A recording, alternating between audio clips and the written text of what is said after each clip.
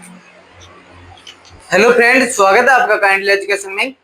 तो आज हमारा जो वीडियो चल रहा था वो 75 हार्ड चैलेंज पटवार 4th grade video REET mains के लिए हमने आपसे ऐड कर दिया है। तो आज हम 26वें नंबर वीडियो की बात करेंगे, जिसमें हमारी आप 9th और 10th वाली बुकों का स्टार्ट कर रखा था, यानी वन लाइनर जो बुकें हैं उनके आधार पर हम क्वेश्चन देख रहे थे। ठीक है, हमने पिछली दो वीडियो बनाई है, वो 9th वाली बुक से हमने सभ्यताएं कवर कर ली और कुछ हमने ये देख लिया कि राजपूतों को किसने क्या कहा था, उनकी बात कर ली। ठीक है, आज हम तीसरी क्लास इन आरबीएससी बुकों की लेकर चल रहे हैं। तो आज तीसरी क्लास हो रहेगी। हम आज स्टार्ट कर रहे हैं राजाओं का, यानी ठीक है, यानी राजाओं की आपका टॉपिक दे रखा है महत्वपूर्ण घटनाएं, और कुछ के टॉपिक राजाओं के भी दे रखे हैं। ठीक है, जैसे 4th ग्रेड एग्जाम में इनसे अच्छा खासा वेटेज आएगा, वीडियो एग्जाम में अच्छा खासा वेटेज मिलेगा, रीट मेंस में अच्छा खासा मिलेगा, और आगे आप पे आने वाली सभी एग्जाम जैसे राजस्थान हाईकोर्ट वाली वैकेंसी उसमें भी अच्छा वेटेज रहेगा। ठीक है, हम अब राजाओं को स्टार्ट कर रहे हैं, और राजाओं की वन लाइनर जो जितनी भी तरीके से स्टार्ट होते हैं, हम आपको पता है कि मेवाड़ से इतिहास को स्टार्ट करने वाले हैं। ठीक है, यानी मेवाड़ से इतिहास को हम क्या स्टार्ट करने वाले हैं। ठीक है, मेवाड़ से। अब मेवाड़ में आपको पता है, मैंने पिछले दो वीडियो आपको सभ्यताओं का एक वीडियो क्लियर करा दिया, दूसरा वीडियो हमने एक रोल करा दिया कि अग्निकुंड सिद्धांत कौन सा गया था, सूर्यवंशी सिद्धांत किसके द्वारा दिया गया था, उन सभी की हमने बात कर ली है। ठीक है, आज हम स्टार्ट कर रहे हैं नेक्स्ट वीडियो आरबीएससी बोर्ड की 10th वाली बुक का, हम बात कर रहे हैं राजाओं की। ठीक है, तो हम आप जैसे ही RBSC board 10th class book खोलते हो तो आपके सामने आएंगे राजा। ठीक है, यानी आपके सामने क्या आएंगे, राजाओं के बारे में बात की जाती है, यानी राजस्थान के राजाओं के बारे में बात की जाती है। हम उन राजाओं के सभी के बारे में बात करेंगे, बल्कि आपके सामने मुख्य मुख्य वंश है। ठीक है, हम बात करने स्टार्ट कर रहे हैं गुहिल वंश से। गुहिल वंश प्लस मेवाड़ साम्राज्य का हम जितने भी राजा हुए आज तक उन सभी की बात करेंगे। गोहिल वंश प्लस मेवाड़ साम्राज्य के जितने भी राजा हुए उन सभी की हम बात करेंगे। कल हमने कुछ देखा था बप्पा रावल के बारे में। ठीक है, यानी बप्पा रावल के बारे में हमने कल एक सिक्के का क्वेश्चन किया था, यानी 115 ग्रेगोरियन का सिक्का मिलता है वहां से। और आज हम बप्पा रावल को शुरू से वास्तविक तरीके से आपको मैं वन लाइनर दिखता जाऊंगा।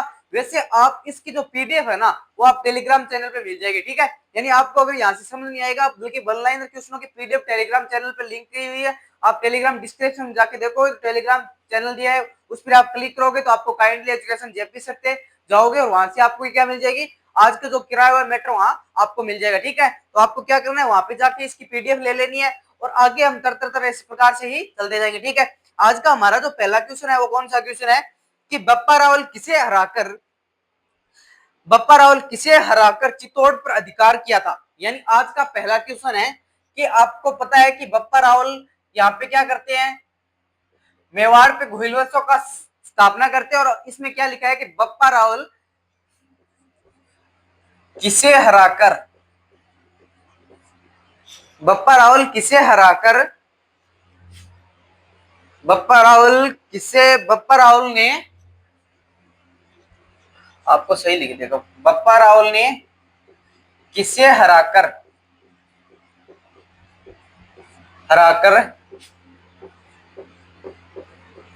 चित्तौड़ पर अधिकार किया था। ठीक है, यानी इस प्रकार का क्वेश्चन, मैं एक फिर से कह रहा हूं, मेरे लिखने में त्रुटि हो सकती है, बल्कि आप जिस प्रकार मैं बोल रहा हूं ना आप उस प्रकार आप देखते जाना, बोलने से सही होगा। ठीक है, यानी बोलने से आपका क्वेश्चन अच्छी तरीके से समझ में आएगा। यानी पहला क्वेश्चन क्या है अपना कि बप्पा रावल ने घुइल वंश में स्थापना कर दी, मेवाड़ में घुइल वंशों की स्थापना करते हैं कौन, तो बप्पा रावल। ठीक है, यानी बप्पा रावल क्या करते हैं, घुइल वंशों की स्थापना करते हैं मेवाड़ में। अब मेवाड़ में बप्पा रावल घुइल वंशों की स्थापना करते हैं, आप उन्हीं के आधार पर हम आगे वाले क्वेश्चन देखिए। पहला क्वेश्चन क्या है कि बप्पा रावल ने किसे हराकर चित्तौड़ पर अधिकार किया था, यानी चित्तौड़ साम्राज्य या चित्तौड़ पर अधिकार करने वाले किसको हराकर चित्तौड़ पर अधिकार किया था। तो आपका इसका आंसर, अगर इस प्रकार क्वेश्चन आता है तो आपका आंसर क्या है कि मानमोरी को यहाँ से हराते हैं चित्तौड़ से, और मानमोरी को हराकर चित्तौड़ पर कब्जा करने वाले बप्पा रावल कौन क्या करते हैं, यहाँ पे कब्जा करते हैं। ठीक है, यानी आपको चित्तौड़ पर अधिकार किसने किया था, बप्पा रावल ने किया था, किसको हराकर, यानी चित्तौड़ पर पहले किसका शासक था, तो मानमोरी का। ठीक है, यानी मानमोरी इसमें ऑप्शन में आए, मानमोरी इसका ऑप्शन में आए तो आपको कर देना है वो वाला उत्तर। ठीक है, यानी मानमोरी को हराकर चित्तौड़ पर बप्पा रावल ने क्या किया था, अधिकार किया था। ठीक है, नेक्स्ट क्वेश्चन देखते हैं, अगला क्वेश्चन क्या है इसमें, अगला क्वेश्चन मैं आपको बता देता हूं कि बप्पा रावल ने एकलिंग जी का मंदिर कहां पर बनवाया था, यानी बप्पा रावल जी ने एकलिंग जी का मंदिर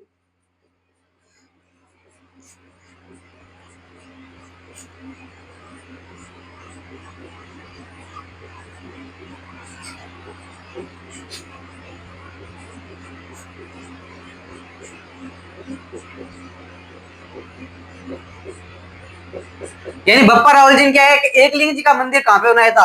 अब एकलिंग जी के मंदिर को बप्पा रावल ने कहाँ पर बनाया था। एकलिंग जी का मंदिर यहाँ पे क्या थी कि मेवाड़ के यहाँ पे एकलिंग जी को क्या बनाते थे, एक बहुत बड़ा मंदिर माना जाता था। ठीक है, यानी बप्पा रावल ने एकलिंग जी का मंदिर कहाँ बनाया था, तो आपको क्या करके आना है, कैलाशपुरी। यानी कैलाशपुरी आपको ऑप्शन में दिखे तो आपको करके आना है कैलाशपुरी। ठीक है, यानी ये आपको वन लाइनर क्वेश्चन कराने का मतलब ये है कि आपको ज्यादा कुछ पढ़ना नहीं है, आपको वन लाइनर क्वेश्चन करना है। आपको इसकी पीडीएफ आपके टेलीग्राम में काइंडली एजुकेशन जेपी सर पे मिल जाएगी। ठीक है, यानी आप इसके डिस्क्रिप्शन में लिंक दे रखा है, आपको उस पर जाकर सर्च करना है, डिस्क्रिप्शन में खोलना है और आप पर जाकर सीधे ही आप टेलीग्राम पे जाओगे तो वहां से आपको इसकी आज इतना होगा उसका मैटर का आपको पीडीएफ में मिल जाएगी। ठीक है, पहला क्वेश्चन हमने देखा बप्पा रावल ने चित्तौड़ पर आकर किसको कब्जा किया था, तो मानमोरी को हराते हैं, चित्तौड़ पर कब्जा करते हैं। दूसरा क्वेश्चन क्या था कि बप्पा रावल जी ने एकलिंग जी मंदिर का निर्माण कहां पर करवाया था, तो कैलाशपुरी में बप्पा रावल जी ने एकलिंग जी का मंदिर का निर्माण करवाया था। ठीक है, यानी एकलिंग जी मंदिर का निर्माण कहां करवाया था, तो कैलाशपुरी में। ठीक है, अगले क्वेश्चन की बात करते हैं। यानी अगले क्वेश्चन की बात करें तो अगले क्वेश्चन क्या है हमारा, तीसरा क्वेश्चन आज का। अगला क्वेश्चन है, अगला क्वेश्चन क्या है, बप्पा रावल ने अपनी राजधानी किसे बनाया था। यानी बप्पा रावल ने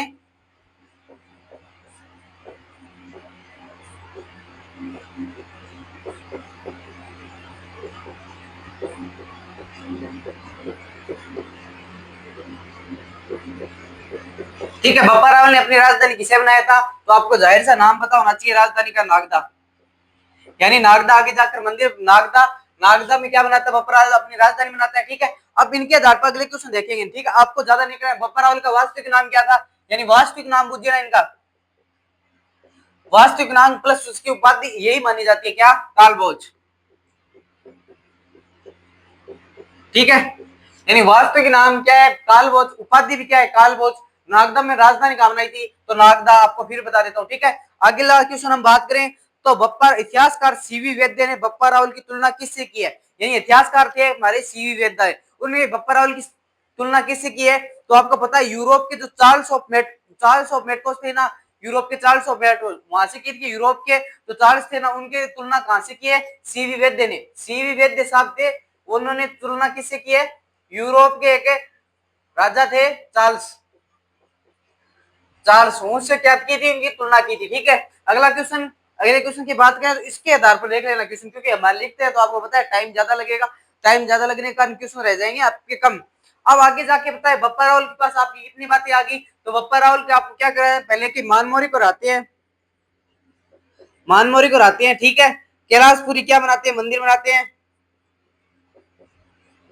कैलाशपुरी मंदिर बनाते हैं। तीसरी बात, नागदा अपनी राजधानी बनाते हैं। चौथी बात, एकलिंग जी का मंदिर नागदा अपनी राजधानी बनाते हैं। चौथी बात क्या है, कालभोज इनका क्या है, वास्तविक नाम या कालभोज वास्तविक नाम या उपाधि। ठीक है, यानी बप्पा रावल से इतनी क्या बातें मोस्ट है, बप्पा रावल में इतनी बातें मोस्ट है।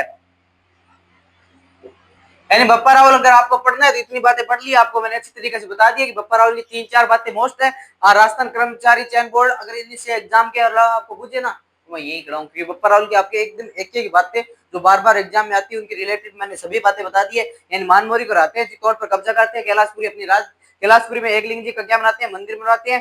ठीक है, नागदा अपनी राजधानी बनाते हैं और कालभोज इनका क्या वास्तविक नाम था। ठीक है, एक इनका सिक्का चलता था, 115 ग्रेगियन का इनका सिक्का चलता था। ठीक है, इस प्रकार से इनका क्या आ गया क्वेश्चन है। ठीक है, यानी इस प्रकार से अगर क्वेश्चन आता है बप्पा रावल से संबंधित मेवाड़ के जो प्रथम राजा इनकी से क्वेश्चन आता है तो आपको ये करके आना है। ठीक है, आपको ज्यादा कुछ नहीं करना है, मैंने आपको 4-5 बताई है बप्पा रावल की, उनकी बात उनको क्या करना है, आपको याद करना है। ठीक है, अगला हम देखते हैं, अगले स्टेटमेंट की ओर चलते हैं।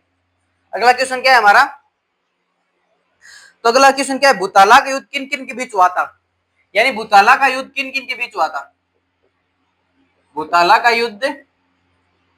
ठीक है, यानी भूताला का युद्ध किन किन के बीच हुआ था, आपको पता होना चाहिए। भूताला का युद्ध होता है 1227 ईस्वी में, यानी भूताला का युद्ध होता है 1227 ईस्वी में। और आपको किन किन के बीच होता है ये पूछा जाएगा। ठीक है, अगर किन किन के बीच होता है ये पूछा जाए तो आपको क्या बताना है कि जेतर सिंह और इल्तुतमिश के बीच। ठीक है, यानी वर्सेस बता रहे हैं आपको, जेतर सिंह वर्सेस, यानी वर्सेस इल्तुतमिश, यानी जेतर सिंह और इल्तुतमिश के बीच होता है। ठीक है,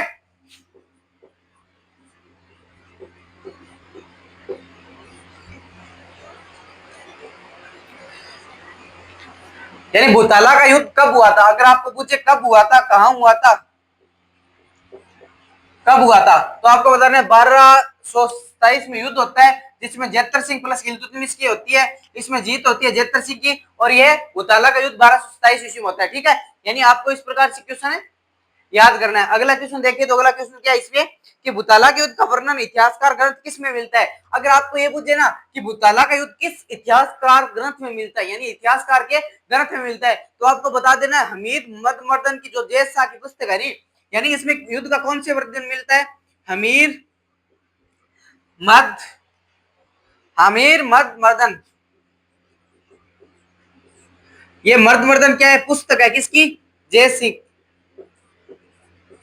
यानी हमीद मद मर्दन की पुस्तक कौन सी है? जय सिंह सूरी की। ठीक है, यानी आपके भूताला के युद्ध के बारे में आपको बताऊं ना क्या क्या बताना है। ठीक है, भूताला का युद्ध आपके बारे में कोई पूछे, आपके बारे में भूताला का युद्ध पूछे तो कब हुआ था? 1227 ईस्वी में हुआ था। ठीक है, एक बात क्लियर, किन के बीच हुआ था? जेतर सिंह और इल्तुतमिश के। ठीक है, अगर ये जानकारी भूताला के युद्ध की हमें कहां से मिलती है, तो हमीर मदमर्दन क्या है? बुक का नाम है। ठीक है, पुस्तक मोस्ट इंपोर्टेंट लगा लेना कि पुस्तक मोस्ट इंपोर्टेंट लगा लेना।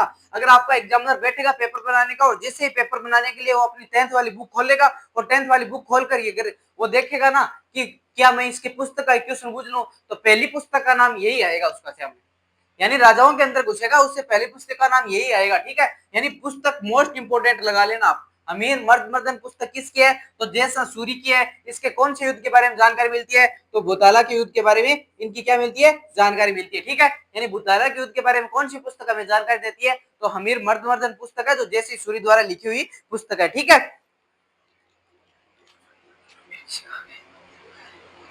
ठीक है, अगर आप बात इसमें ये पूछे ना हमीर मर्द मर्दन हमीर किसे कहा गया, तो इसमें तो तुम इसकी बात की गई है। एक यहाँ पे एक बुक की और बात कर देता हूं मैं, यानी बुकों को आपको साथ थोड़ा थोड़ा पढ़ते जाना है, क्योंकि आप मानोगे तो रीट में बुकों का महत्व बहुत रहेगा। रीट मेंस में बुकों से क्वेश्चन लगभग 2-3 क्वेश्चन भी पूछे जाएंगे। ठीक है, यानी रीट मेंस में 2-3 क्वेश्चन पूछे जाएंगे। तो अगले क्वेश्चन की हम बात करें ना, अगला क्वेश्चन क्या है इसमें कि पद्मावत किसकी रचना है? आपको यही बता देता हूँ, पद्मावत, एक पद्मावत नाम करके भी यहाँ इनके पास वाली बुक है पद्मावत। पद्मावत वो नाम सही नहीं आ रहा।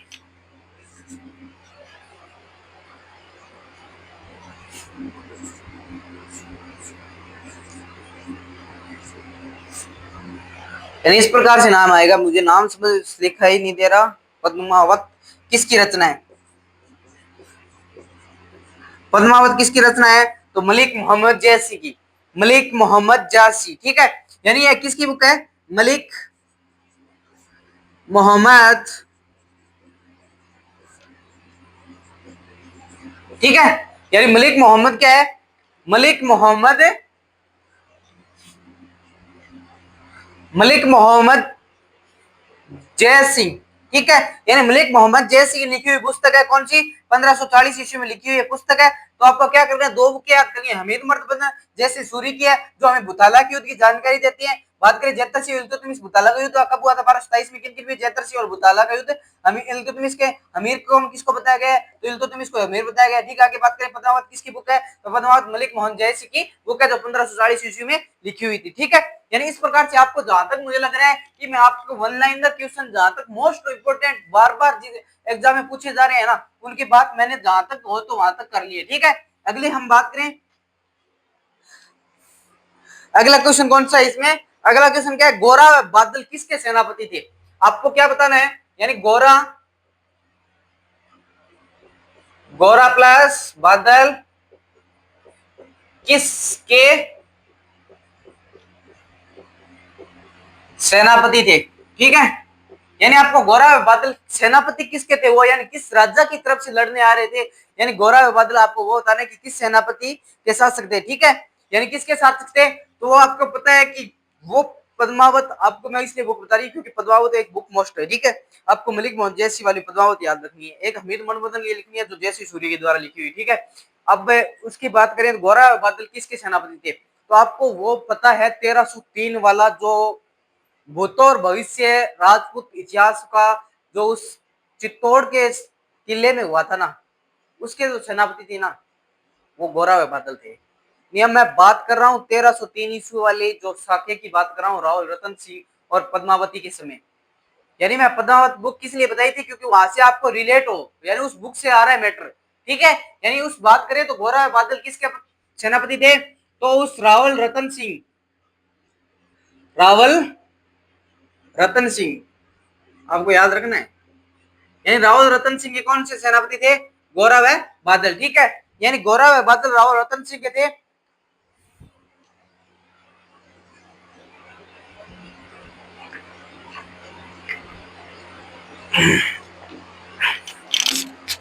गोरा व बादल किसके सेनापति थे, तो रावल रतन सिंह के थे, ठीक है। अमीर खुसरो किस ग्रंथ में खिलजी चित्तौड़ के आक्रमण का उल्लेख करता है, अमीर खुसरो किस ग्रंथ में खिलजी चित्तौड़ के आक्रमण का वर्णन करता है। यानी अमीर खुसरो क्या करता है कि अमीर खुसरो की कौन सी पुस्तक है, तो खजाइन ए उल फतू, यानी खजाइन ए उल फतू। आपको मैं बताता हूं कौन सी बुक है, यानी खजाइन ए उल फतू,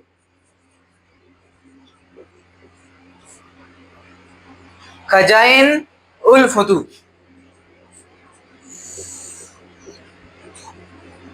यानी खजाइन ए उल फतू किसके द्वारा लिखी हुई पुस्तक है, तो आपको क्या याद रखना है, अमीर खुसरो,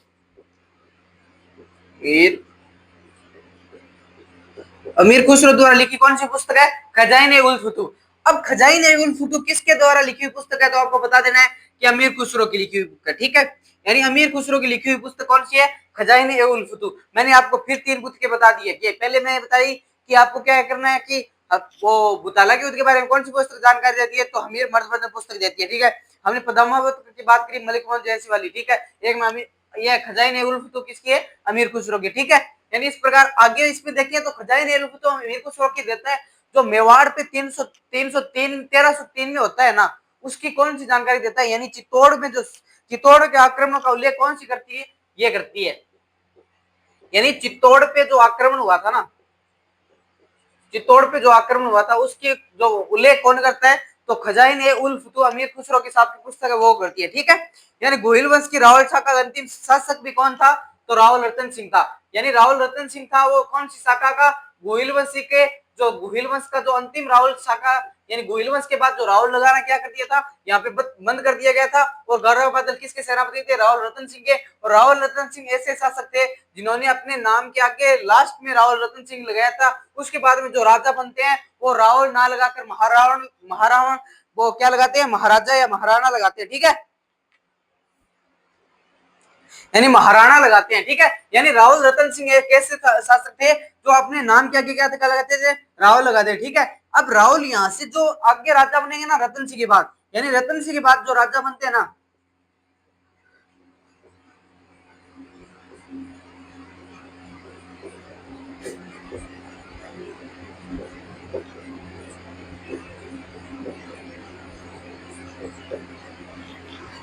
आगे बात आपको समझ गया।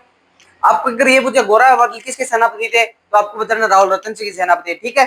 अगर आपको ये पूछे कि खजाइन ए उल फतू किसकी बुक थी, तो आपको बता देना है खजाइन ए उल फतू अमीर खुसरो की बुक थी, ठीक है। आपको ये पूछे कि रावल लगाने वाला अंतिम शासक कौन था, तो आपको कर देना है कि रावल लगाने अंतिम रतन सिंह था, ठीक है। ये 1303 वाला शाखा होता है, पद्मावती जोहर वाला करती है, और यहाँ पे क्या करते हैं, रतन सिंह केसरिया करते हैं, उन्हीं की बात कर रहा है, ठीक है। यानी ये उन्हीं की खिजा जो चित्तौड़ पर आक्रमण करता है अलाउद्दीन खिलजी 1303 ईस्वी में, ये उन्हीं की बात करता है, ठीक है। वो बातें आपको याद करनी है। 1303 में क्या हुआ था, यहाँ पे शाखा हुआ था चित्तौड़ पे, जिसमें पद्मावती ने जोहर किया था और केसरिया किया था हमारे रतन सिंह साहब ने, ठीक है। और यहाँ पे जो आक्रमण करके आता है वो कौन का था, अमीर खुसरो अलाउद्दीन खिलजी था, और वहां से जीत के ले जाता है, ठीक है।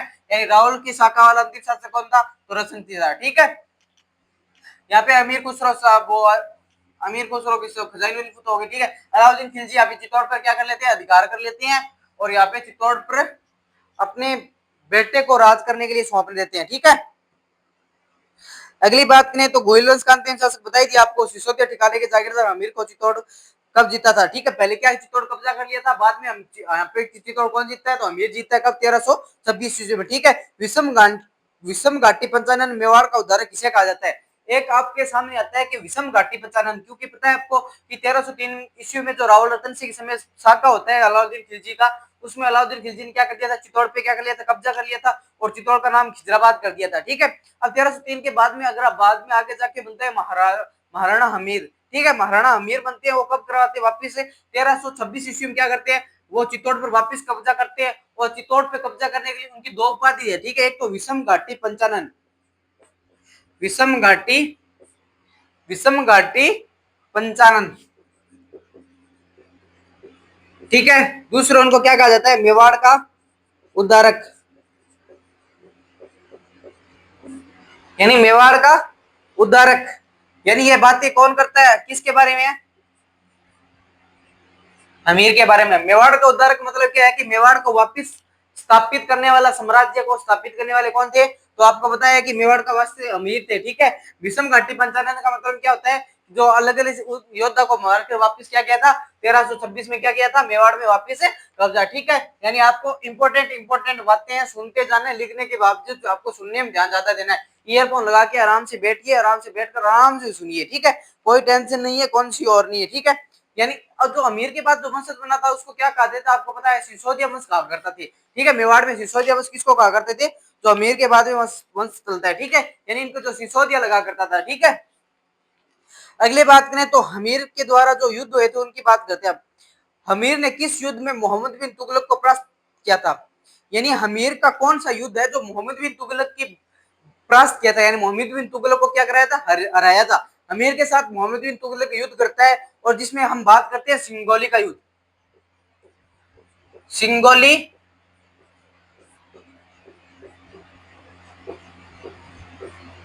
बात करते हैं सिंगोली का युद्ध। यानी सिंगोली का युद्ध होता है वो किसके साथ होता है, हमीर वर्सेस, हमीर वर्सेस किसका, मोहम्मद बिन तुगलक, मोहम्मद मोहम्मद बिन तुगलक, ठीक है। यानी हमीर और मोहम्मद बिन तुगलक होता है, सिंगोली का युद्ध होता है। ये कब होता है, तो आपको पता होना चाहिए 1336 ईस्वी में होता है। कहां पे होता है, बांसवाड़ा में, ठीक है। यानी 1336 ईस्वी में होता है, बांसवाड़ा में होता है ये, ठीक है। यानी बांसवाड़ा में होता है, 1336 ईस्वी में होता है। किन के बीच, अमीर के बीच और मोहम्मद बिन तुगलक के बीच। कहाँ होता है, सिंगोली का युद्ध कहते हैं। 1336 ईस्वी आपको याद कर लेना है, 1336 ईस्वी। ये सिंगोली कहां से पड़ती है, तो बांसवाड़ा में पड़ती है, ठीक है। यानी मोस्ट इंपोर्टेंट बातें हैं यहाँ पे। मोहम्मद बिन तुगलक को क्या कर जाती है, हार मिल जाती है, और जो हमीर थे, यानी हमीर थे, वो क्या करते थे, जीत जाते हैं, ठीक है। यहाँ से क्या हो गया था, सिसोदिया नाम लगाना स्टार्ट कर दिया था अपना, सिसोदिया वहां से स्टार्ट हो गया था, ठीक है। यानी अपनी जात क्या बताते थे, सिसोदिया राजपूत बताते थे, ठीक है। यानी ये मोस्ट इंपोर्टेंट बातें हैं जो सिंगोली के युद्ध के बारे में बताती है। तो आपको क्या कर लेना, ये बात आराम से दिमाग में बिठाकर आराम से सोचना है। यानी सिंगोली का युद्ध होता है 1336 ईस्वी में, कहाँ है, सिंगोली बांसवाड़ा में है। किन के बीच होता है, हमीर के बीच और मोहम्मद बिन तुगलक के बीच। कौन जीता था, तो हमीर जीते थे, ठीक है। आगे बात क्लियर कट। हमीर की दो उपाधि मिलती है, विषम घाटी पंचानन और विषम घाटी पंचानन मेवाड़ के उद्धारक। 1326 में वापस क्या किया था, यहाँ पे जीता था, 10 साल बाद वापस कर लिया इसके साथ, हमीर बिन तुगलक के साथ युद्ध कर लिया था। आपको याद क्या करना है, मलिक मोहम्मद जैसी किसकी पुस्तक है, हमीद मलमर्दन की पुस्तक पद्मावत। यानी इस प्रकार को आपको क्या करना है, आराम से बातों को क्या करना है, रिलेट करके चलना है, ठीक है। यानी यह तो हमीर की बारे में मुख्य मुख्य बातें थी, वो करिए। लाइन लाइन मतलब क्या होता है कि आपको ये नहीं पढ़ना है कि पूरा सार पढ़ लिया, ठीक है। मैं आपको लाइन इसीलिए बता रहा हूँ कि आप आराम से सोचते जाओ और देखते जाओ, ठीक है। आगे बात करते हैं तो राजस्थान में एक भीष्म पितामह के नाम से किसे जाना जाता है, तो आपको पता होना चाहिए। भीष्म पितामह के नाम से राणा लाखा का जो पुत्र हुआ था चुंडा, वो भीष्म पितामह का नाम जाता है। क्यों जाना जाता है, तो उन्होंने अपने साम्राज्य क्या कर दिया था, त्याग कर दिया था। बल्कि क्या कर दिया था कि राणा लाखा की एक शर्त रखी गई थी कि जो राणा लाखा ने अपनी दूसरी किसी शादी करते तो जो रानी थी उसने क्या शर्त रखी थी कि मेरे आगे आने वाला जो भी बेटा है ना, वो क्या बनेगा, कि राजा बनेगा, ठीक है। और चुंडा क्या था, उसमें उनका राणा लाखा का सबसे बड़ा बेटा था। और उससे क्या परंपरा चल रही थी कि जो सबसे बड़ा बेटा होगा वो आगे जाके मेवाड़ का क्या बनेगा, राजा बनेगा, ठीक है। बल्कि मेवाड़ का राजा बनने के लिए उसको सबसे बड़ा बेटा होना चाहिए, और चुंडा उसमें क्या था, बड़ा बेटा था। बल्कि उस रानी ने क्या शर्त रखी, मेरे होने वाला जो बेटा है ना, वही आगे जाके क्या बनेगा, मेरे होने वाला बेटा ही आगे जाके क्या बनेगा, मेवाड़ का राजा बनेगा, ठीक है। यानी इस शर्त को मानने के लिए चुंडा से शर्त रखी गई, और चुंडा ने कहा कि मैं कोई ना, मैं अपने ठिकाने जाकर ठिकानों पे मैं राज कर लूंगा, बल्कि आप अपना क्या करो, आप अपना उससे ब्याह करके बात मान ली, ठीक है। यानी उससे क्या कर लिया, तो उसने पिता का जो वादा था ना, उसे क्या कर दिया था, यानी दूसरा पितामह के रूप में उसने क्या किया था, बात को कबूल किया था। राणा लाखा रे चुंडा का पुत्र था, ठीक है। उदयपुर के बंजारों ने पिछोला झील का निर्माण कराया था, किस समय कराया था, यानी मैं राणा लाखा की दो बातें मोस्ट इंपोर्टेंट बताता हूँ। यानी राणा लाखा ने एक तो वो सिरोही का किला वाला है, ठीक है, यानी बूंदी का किला, यानी पुरानी बूंदी का किला कौन सी इसमें, राणा लाखा इसमें एक, ठीक है। एक राणा लाखा इसमें पिछोला झील का निर्माण कराया था, ठीक है। यानी पिछोला झील का निर्माण पिछोला झील का निर्माण किसके इसमें काल में हुआ था, तो राणा लाखा के इसमें काल में। यानी पिछोला झील का निर्माण किसके काल में होता है, तो राणा लाखा के काल में होता है। पिछोला का झील किसने करवाया था, तो बंजारे निर्माण करवाया था। यहाँ पिछोले के झील में किसका, नटनी का सबूत है, ठीक है, नटनी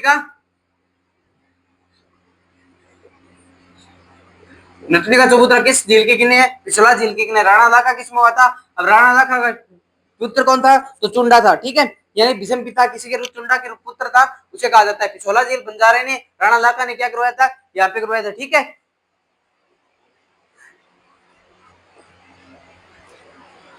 यानी राणा लाखा की दो तीन बातें आपको मोस्ट याद रखनी है। एक तो पिछोला झील का नटनी चबूतरा कहाँ पे है, पिछोला झील के पास है, ठीक है। पिछोला झील की याद करने के लिए मैंने नटनी का चबूतरा बनाया है, ठीक है। यानी राणा लाखा में कौन से झील का निर्माण हुआ था, पिछोला झील। पिछोला झील कहाँ पे है, तो आपको पता होना चाहिए। चुंडा क्या था इनका, राणा लाखा का पुत्र था, और बंजारे क्या थे, राणा लाखा। बंजारे ने क्या किया था, पिछोला झील का निर्माण कराया था। ऐसे नहीं है कि राणा लाखा ने, आपको ट्यूशन में से आता है कि राणा लाखा ने पिछोला झील का निर्माण कराया था, बल्कि आपको करना है, गलत करना है। बल्कि राणा लाखा ने पिछोला झील का निर्माण नहीं कराया था, बल्कि एक बंजारे ने क्या करवाया था, पिछोला झील का निर्माण कराया था। क्योंकि आपको पता है राणा लाखा उसमें शासक थे, बल्कि उन्होंने राणा लाखा के निर्माण कार्य काल में करवाया था, ठीक है। आपको क्या याद करना है, आगे बताता हूँ। यानी राणा लाखा की दो तीन बातें मोस्ट इंपोर्टेंट है, एग्जाम में यहाँ से आ सकता है क्वेश्चन। तो जेल वाला है वो आपको याद रखना है, क्योंकि जेल वाले में एग्जामिनर क्वेश्चन कर सकता है, ठीक है। महाराणा कुंभा किसका पुत्र था, अब कुंभा के बारे में बात करते हैं, ठीक है। महाराणा कुंभा किसके पुत्र थे, तो आपको बता देना मोक्कल के पुत्र थे, ठीक है। आपको शॉर्ट लाइन बता रहा हूं मैं, आपको ऐसे पूछे ना कि महाराणा कुंभा किसके पुत्र थे, तो आपको क्या करना है, मोक्कल के पुत्र थे, ठीक है। राणा मोक्कल के पुत्र थे। कुंभा किस युद्ध में, मोस्ट इंपोर्टेंट है मोक्कल वाला, ये महाराणा कुंभा किसका पुत्र था। आरएस मेंस में एक बार पूछा हुआ क्वेश्चन है कि महाराणा कुंभा किसके पुत्र थे, मोक्कल के। आपको याद रखना कि महाराणा कुंभा मोक्कल के पुत्र थे। ऐसे नहीं है कि आप ऐसे सोचो कि छोटा राजा नहीं है, हिमालय बड़े राज्य है, कि आप किसी क्या पूछेंगे, पिता का माता का नाम, नहीं, आपको पूछे, क्योंकि आरएस मेंस जैसे इस प्रकार के क्वेश्चन आ रहे हैं, ठीक है। अगले क्वेश्चन की बात करें तो कुंभा ने किस युद्ध में मालवा के शासक मोहम्मद खिलजी को परास्त किया था। यानी आपको युद्ध करना है, सहारनपुर का युद्ध में आ गए हम।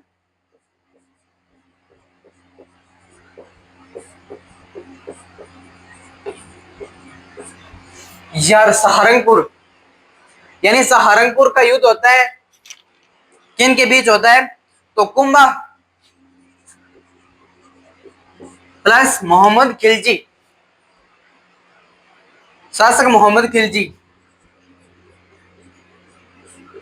महमूद, यानी शासक मोहम्मद खिलजी के बीच में होता है, ठीक है।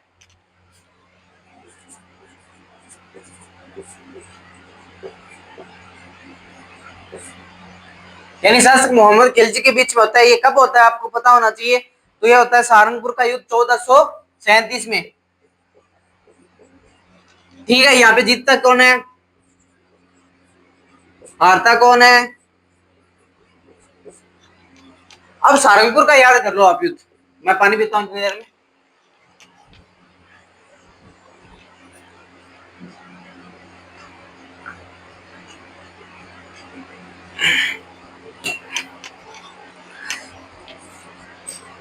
सहारनपुर का युद्ध कब होता है, तो आपको बता देना 1437 में होता है। किन के बीच होता है, तो कुंभा प्लस शासक मोहम्मद बिन खिलजी के बीच में। मोहम्मद खिलजी हार जाते हैं और कुंभा क्या कर देते हैं, यहाँ जीत जाते हैं, ठीक है। यानी सहारनपुर का युद्ध याद रखना है। और इस जीत में है ना, इस जीत पे एक राजस्थान की शान का निर्माण कराते हैं, मतलब उस विजय स्तंभ का क्या करवाते हैं, निर्माण करवाते हैं। सहारनपुर की जीतने के बाद विजय स्तंभ का निर्माण करवाने वाले शासक कौन थे, तो राणा कुंभा थे। यानी वो हमारे जो आरबीएससी बोर्ड की किताब के बीच में जो आपको दिख रहा है ना, जो राजस्थान पुलिस का मार्ग जो दिख रहा है ना आपको, वो कहा, जो पहले समय में किसी ने और इंडिया में भी उसका काम लिया गया था। यानी उस जीत का क्या करवाते हैं, ये निर्माण करवाते हैं। यानी यहाँ से जीतते हैं और वहां से क्या करवाते हैं, विजय स्तंभ, ठीक है। यानी विजय स्तंभ का निर्माण किस जीत के बाद करवाते हैं? तो सारंगपुर का युद्ध होता है 1437 में, उसके बाद में जीत का निर्माण यहाँ से विजय स्तंभ का निर्माण करवाते हैं। ठीक है, तो आपको क्या याद रखना कि सारंगपुर युद्ध के बाद कौन सी स्तंभ का निर्माण कराया था? तो विजय स्तंभ का किन के बीच? कुंभा ने और कुंभा जीतता है और जीत में क्या बनाता है? ये बनाता है। ठीक है, अगले क्वेश्चन की बात करते हैं।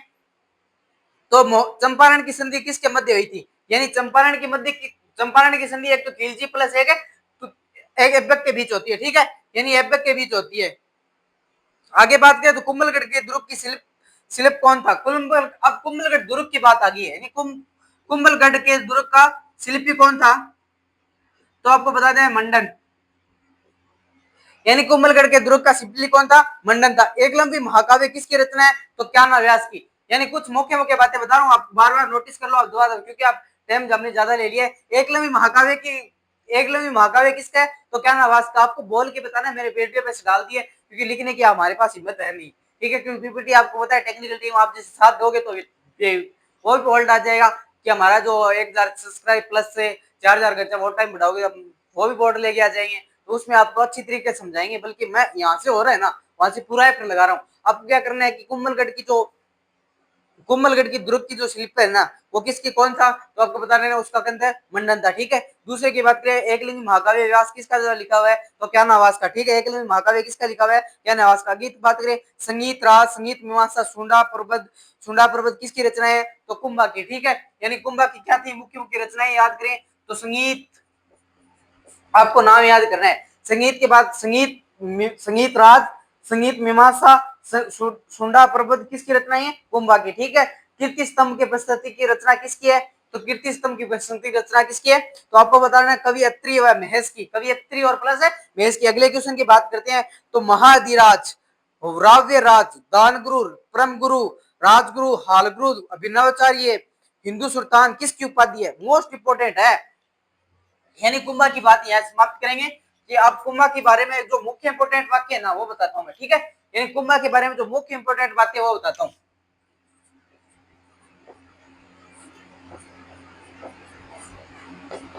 यानी कुंभा को आपको बताया कि 1437 में सारंगपुर का युद्ध होता है। सारंगपुर के युद्ध बाद में उन्होंने क्या करता है, वहां से जीतते हैं। ठीक है, यानी कुंभा के सारंगपुर के युद्ध के बाद 1437 में मोहम्मद खिलजी से जीतते हैं, और खिलजी के जीतने के बाद कुंभलगढ़ का विजय स्तंभ का निर्माण कराते हैं। और कुंभलगढ़ दुर्ग की शिल्पी कौन थे उनका भी यहाँ पे कुंभलगढ़ दुर्ग के बारे में बात अलग से करते हैं। ठीक है, यानी वो हम आगे बढ़ेंगे। ठीक है, एक बात करें तो यहाँ इनकी कुंभा की रचना के बारे में बात करते हैं। तो कुंभा की रचनाओं के बारे में बात करें ना, संगीत संगीत राज संगीत राज, दूसरी क्या क्या नाम था इनका? संगीत राज, संगीत मीमांसा, सुडा प्रमद, आपको याद होगी। ठीक है, मैं इनकी उपाधियों के बारे में बात करूं ना, महाधिराज, महाधिराज। ठीक है, दूसरी उपाधि है महाराजा अधिराज, महाधिराज, महाराजा अधिराज, राजगुरु, राजगुरु, हालगुरु, यानी परम गुरु, राजगुरु, हालगुरु, राजगुरु, परम गुरु, हालगुरु और अभिनाचार्य, हिंदू सुल्तान, मोस्ट इंपोर्टेंट हिंदू सुल्तान।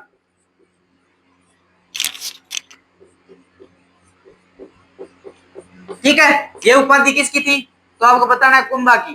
ठीक है, आपको कुंभा के बारे में बात करूं तो आपको पता होना चाहिए दानगुरु का मतलब क्या होता है कि विद्वानों में, यहाँ पे दानगुरु हो रहेगा क्या? दानगुरु का मतलब क्या होता है कि विद्वानों में कलाकार को निर्धन को दान कर देने वाला। ठीक है, यानी विद्वानों का मतलब होता है दानगुरु। परम गुरु विभिन्न ज्ञातों व अपने समय को सर्वोच्च शासक होने कारण। ठीक है, राजगुरु का राजनीतिक सिद्धांत के दक्ष होने का विभिन्न रियासतों जागीरदारों को इतिहास है कारण। ठीक है, यानी हमने कुंभा के बारे में बात की, तो सारंगपुर के युद्ध की बात की हमने, कुंभा के द्वारा विजय स्तंभ निर्माण की उनकी बात की। ठीक है, और कुंभा की कुछ पुस्तकें की बात की, कुंभलगढ़ दुर्ग की शिल्प की बात की हमने। ठीक है, यानी कुंभा की कुछ उपाधियों की बात की, जैसे परम गुरु, राजगुरु, हालगुरु, दानगुरु, हिंदू सुल्तान, अभिनाचार्य, महाराजा अधिराज, यह प्रकार की क्या थी इनकी उपाधि थी। ठीक है, यानी कुंभा यहाँ पे मोस्ट हो जाता है। ठीक है, यार कुंभा किसका बेटा था? तो कुंभा के पुत्र का नाम क्या था? कुंभा किसका पुत्र था? तो कुंभा के पिता का नाम को बता देना, मोकल। ठीक है, यानी मोकल का पुत्र कौन था? तो कुंभा। कुंभा आपके एग्जाम में मोस्ट इंपोर्टेंट हो जाता है। आरपीसी जैसे एग्जाम में तो कुंभा जैसे एग्जाम में हर क्वेश्चन आएगा। ठीक है, जैसे फर्स्ट ग्रेड के एग्जाम में देख लो, या अन्य सेकंड ग्रेड अन्य जो एग्जाम होते हैं तो कुंभा यहाँ से क्या होता है मोस्ट इंपोर्टेंट। आरएस मेंस में तो इनका मैं बता रहा हूँ कि स्पेशल सीधा क्वेश्चन उठाया हुआ है, ठीक है। यानी हमने आज बात कर ली है, आपको बात फिर से रिपीट करा रहा हूं मैं कि हमने जो बातें की है ना आपको उससे बार बार आपको क्या करना है, देखना है, ठीक है। यानी उनको आपको बार बार देखना है। और कुंभा के बारे में कुछ अलग बातें और देख लेते हैं। प्रसिद्ध गीत गोविंद की जो नामक पुस्तक टीका किसकी है, रसिक प्रिया विभिन्न गुरु, ठीक है। नरपति नाल्य की जो यहाँ पे नरपति हिंदू सुल्तान की बात होगी, हमारी चाप गुरु होगी, ठीक है।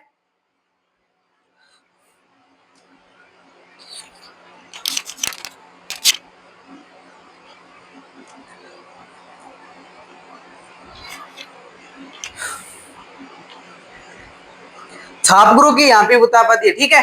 अब लास्ट में हम कर देते हैं राणा कुंभा की मृत्यु किसने की थी, तो राव उद्दा साहब ने यहाँ पे क्या कर दी थी, राणा कुंभा की मृत्यु कर दी थी। राणा कुंभा हमारा कंप्लीट हो गया। मैंने आपको जो बातें बताई है ना वो राणा कुंभा से पढ़ लो, ठीक है। यानी आपको क्या नहीं पढ़ना है, प्लस इनकी बुकें पढ़नी है, प्लस इनकी उपाधि, बुकों और उपाधियों के बारे में अलग से क्वेश्चन आ रहे हो, मंडन वाली वो बातें सीख लेना। और ठीक है, यानी इस प्रकार से हम जो लाइनों से जो इंपोर्टेंट बातें है ना वो करा रहा हूँ, ठीक है। यानी आपको करते जाना है उन सभी बातों को, और आपको देखते जाना है कि किस प्रकार क्वेश्चन आ रहे हैं। यानी आपको देखते जाना है किस प्रकार किस क्वेश्चन आ रहे हैं, ठीक है।